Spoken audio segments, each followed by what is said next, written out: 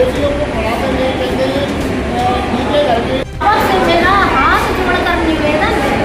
कि अगर आप बाबा साहब के ऋण को अदा करना चाहते हैं, माता सावित्री बाई के ऋण को अदा करना चाहते हैं, ज्योतिराव फूले का ऋण अदा करना चाहते हैं, तो अपने बच्चों को जरूर पढ़ाइए। महापुरुषों ने कहा है कि एक रोटी कम खा लो, लेकिन बच्चों को शिक्षित जरूर करो।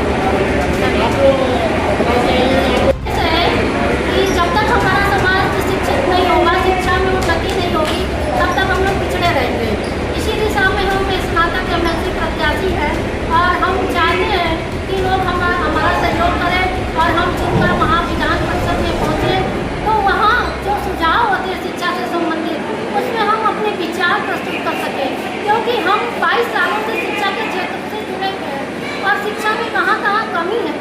उसको हम दूर कर सकते हैं, सुझाव दे सकते हैं और नए नए कानून बनाकर या उनसे लाभकारी योजनाएं बनाकर, जैसे रोजगार की दिशा में